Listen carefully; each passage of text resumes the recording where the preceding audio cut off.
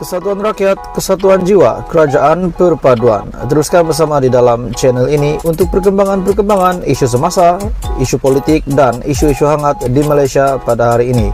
Jangan lupa teruskan bersama di dalam channel ini.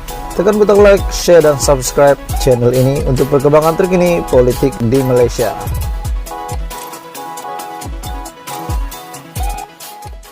Hai semua, salam sejahtera Malaysia, tuan-tuan dan puan-puan semua.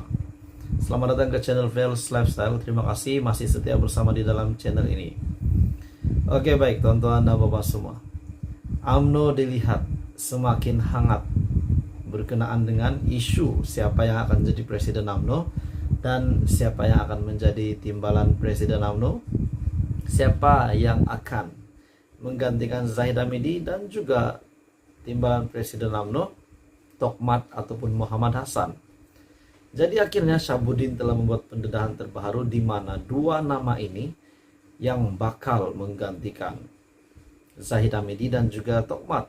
Sekiranya benar, Hishamuddin Hussein akan menggantikan Zahid Hamidi, manakala KJ, Khairi Jamaluddin menggantikan Muhammad Hassan ataupun Tokmat. Apa komen Anda tuan-tuan dan puan-puan semua? Adakah Hishamuddin Hussein boleh memimpin UMNO sebaik mungkin, ataupun dengan harapan pengundi-pengundi berharap Hishamuddin akan membawa UMNO menjadi lebih baik daripada kemarin, lebih baik daripada PRU sebelum ini. Dan sudah pasti adakah keyakinan rakyat akan pulih semula setelah Hishamuddin Hussein menjadi presiden UMNO yang baru.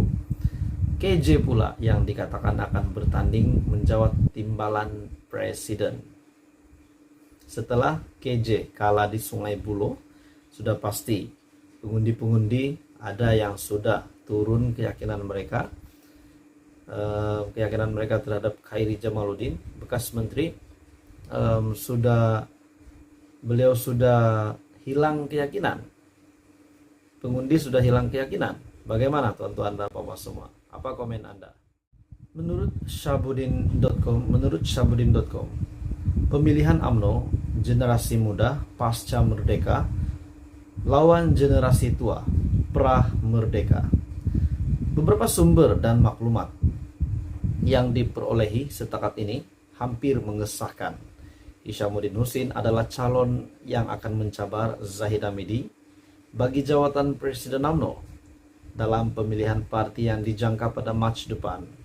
Bagi jawatan timbalan presiden pula, calon yang bakal mencabar Muhammad Hassan ialah bekas Menteri Kesehatan Khairi Jamaluddin. Sebelum ini juga Tokmat dan KJ adalah gandingan ketua dan timbalan ketua UMNO bahagian Rembau. Tetapi berikutan kursi parlimen Rembau yang diambil ahli oleh Tokmat pada PRU 15 dan KJ kemudian tercampak ke Sungai Buloh.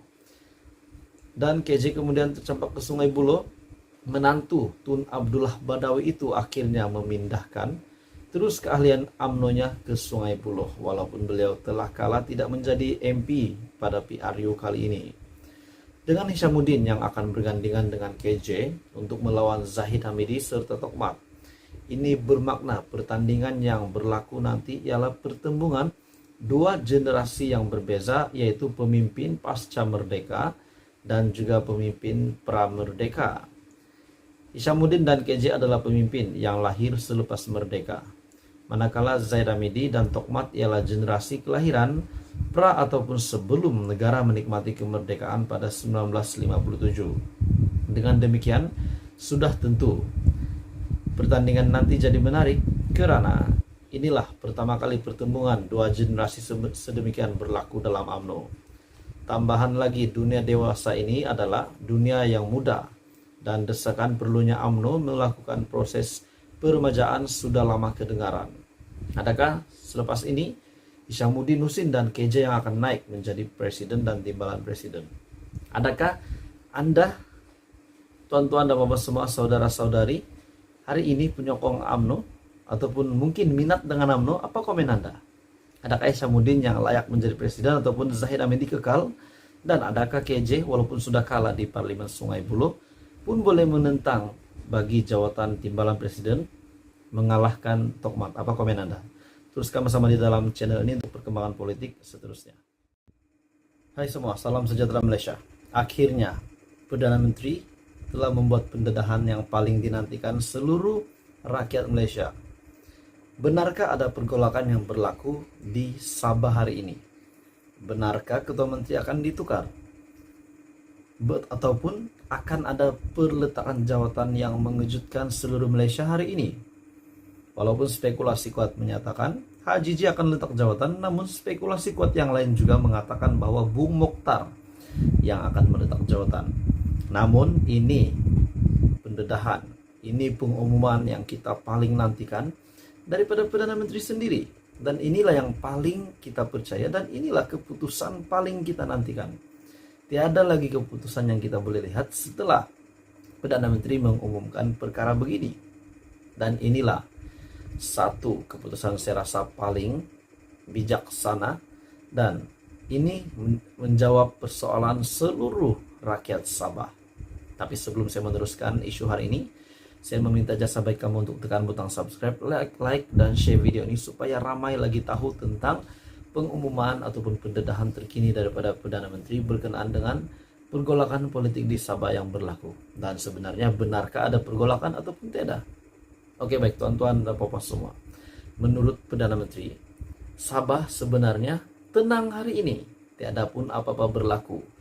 Adakah disebabkan hanya di media kita melihat begini dan kita menganggap bahwa Sabah hari ini, pergolakan politik di Sabah sangat panas, lebih panas daripada Semenanjung. Oke, Sabah tenang sementara ini menurut Perdana Menteri. Perdana Menteri Anwar Ibrahim menafikan berlaku pergolakan politik hari ini di Sabah, di mana beliau mengesahkan tiada perubahan kerajaan Sabah seperti yang didakwa sejak sebelum ini. Mesti ada sebab kenapa Datuk Seri Anwar Ibrahim menyatakan begini. Mungkinkah sudah ada keputusan yang Datuk Seri Anwar Ibrahim terima daripada Ketua Menteri Haji Jinor, Presiden Warisan Syafiq Abdal, dan pengurus CBN Sabah selaku timbalan Ketua Menteri Bung Mokhtar. Beliau berkata, Datuk Seri Anwar Ibrahim berkata, saya telah hubungi semua, bermakna Perdana Menteri telah berhubung dengan ketiga-tiga kepimpinan tertinggi di Sabah ini. Presiden Warisan sudah dihubungi, Ketua Menteri sudah dihubungi, timbalan Ketua Menteri pun sudah dihubungi.